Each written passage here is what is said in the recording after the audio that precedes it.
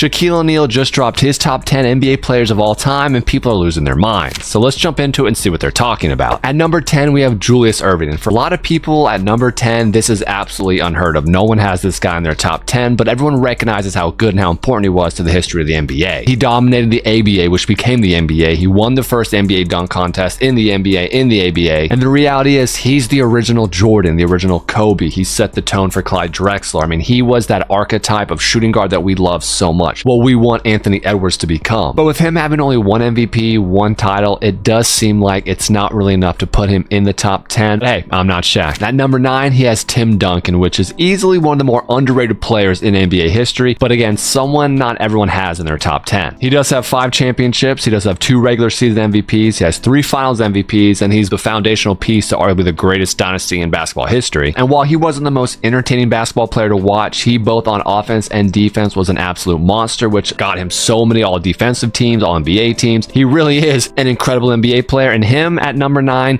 honestly is a pretty good look. It's not that crazy. The only real takeaway here is that he did have Popovich, Tony Parker, David Robinson, Kawhi Leonard, Manu Ginobili, and some of the best supporting cast members in history. And it's kind of crazy to think that if Kobe hadn't beaten him so many times in the playoffs, Duncan could have like 8 or 9 rings. At number 8, Hakeem Olajuwon. Now we can already see a theme here with number 9 and number 8 with them being centers. Obviously Shaq is going to value centers more, and Hakeem Olajuwon is arguably the greatest center of all time. He's not, but he's arguably the greatest center of all time. He's got 2 rings. He's the creator of one of the greatest moves with the dream shake, and not only that, he has some of the best footwork and has taught Michael Jordan, LeBron James, Kobe Bryant, your favorite basketball players, to be as good as they are based on his footwork. And with him having the most blocks in NBA history, he was an absolute monster on defense. So him at number 8, I'm really not too upset with that. Hakeem seems to be one of those players that if you know, you know, and a lot of NBA players who know understand just how great he was. At number 7, we have Larry Bird, and this is no surprise, right? Most people have Larry Bird in their top 10, which again, some people don't quite agree with, but most do. 3-time champion, 3-time MVP winner, has some of the most clutch shots, has some of the most pretty shots, considered to be one of the best 3-point shooters of their time. Larry Bird was an absolute beast. He's known for his trash talking. He's known for his elite IQ. He was a part of arguably the greatest NBA team of all time in those 86 Celtics. And the reality is, without him and Magic, the NBA might not even exist as an organization today. And again, he just was absolutely that guy. He was white Jesus out there. But just like Magic, his career was also cut short by injuries, which again, he could have accomplished so much more. And it was really sad to see, you know, his later years where he'd just be on the bench, just in agonizing pain. In that last Olympics run, you can see where he just was not contributing like he was before, because again, the man's body was giving up on him. At number 6, we have Wilt Chamberlain, which again, we're going with the bigs here. He's arguably the greatest big of all time, 100 points, 2 times champion, 4-time MVP. The man was an absolute unit. And when you look at Wilt's stats, they don't make sense, right? They make you think he was playing children. Genuinely, you're just like, what was this guy eating, and what planet did he come from? It makes absolutely no sense. It makes you lose all credibility in the early days of the NBA. But the reality is this man was just potentially the greatest NBA athlete born 50 years ahead of his time. Like, this man was it made no sense what this guy did in the basketball court. He does belong in the top 10. He has 2 championships. He did some of the most ridiculous things in basketball. Number 6, fine with me. I've got nothing against it. And number 5 is Bill Russell, the person Wilt Chamberlain was chasing his entire career. And this again is another one that's not really a huge surprise. The man has 11 rings. He was a part of some of the greatest teams. He was a part of arguably the greatest sports dynasty in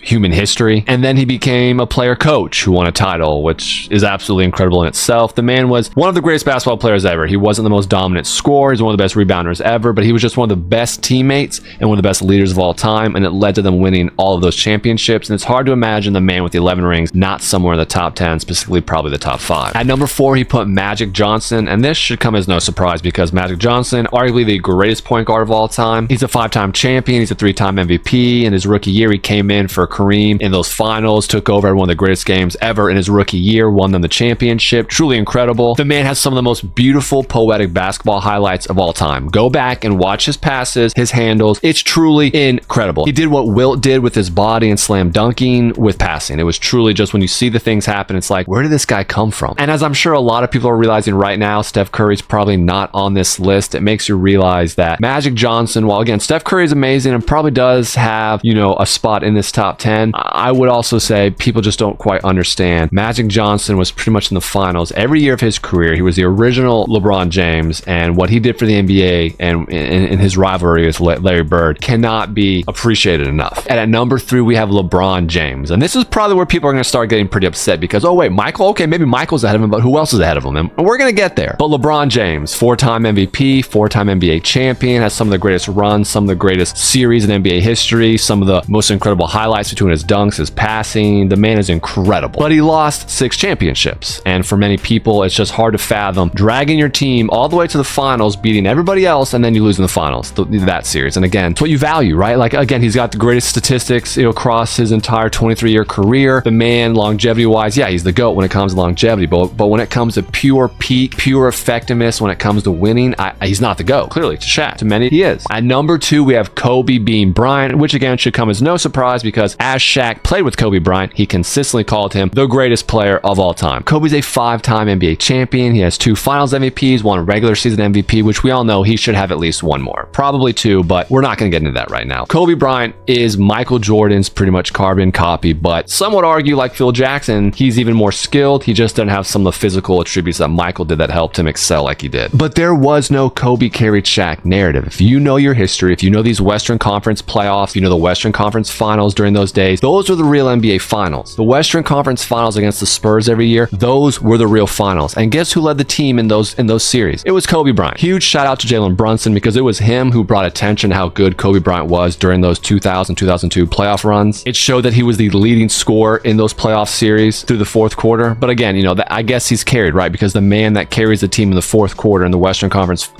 Anyways, and then at number 1, we have Michael Jordan, which really, to no one's surprise, is most people's GOAT. You know, I personally have Kobe as GOAT. I understand why people have LeBron James as GOAT, you know, but I'm not going to, I'll debate you, but I won't argue with you. You know what I mean? I'm not going to try and change your mind. I'll just try and defend my position. Michael Jordan has 6 championships, 6 finals MVPs, 5 regular season MVPs. The man never lost when it mattered on the big stage. Dream Team, Space Jam, his shoes. It's very hard to argue with him being the GOAT when he has just done so much for basketball and the culture. It's just, he is the GOAT. What are your thoughts? Is Shaq crazy? Can you believe that Kareem Abdul-Jabbar is not in this list? Is that like really serious Shaq bias? Is this whole list super biased towards centers? Do you think Steph Curry should be in this list? I mean, at this point, it's almost like, should Larry Bird be swapped out with Steph Curry? I mean, that could actually make sense. I would even argue that Scottie Pippen could replace Julius Irving at number 10 because people don't realize 6 championships is a ton of championships. And Michael Jordan, while he was the leader on that team, Scottie Pippen is so underrated and did so much on that team that people don't talk about. But anyways, I digress. Conversations for another time. Number 10, I have myself. I would take myself off and put the great Julius Irving. Number 9, I have the great Tim Duncan. Number 8, I have Akeem Olajuwon. Number 7, Larry Bird. Number 6, Will Chamberlain. Number 5, I will go with Bill Russell. Number 4, I'm going to go with Irvin Magic Johnson. Number 3, I'm going to go with King LeBron James. Number 2, I'm going with, rest in peace, Kobe Bean Bryant. And number 1, the greatest player of all time is Michael Jordan. You know the deal. Hit that sub button, hit the like button, turn on notifications. There's a few videos on the screen. If you want to divulge in, look a little bit deeper into my thoughts, that's your prerogative. I appreciate you watching. And as always, go out there and do something great.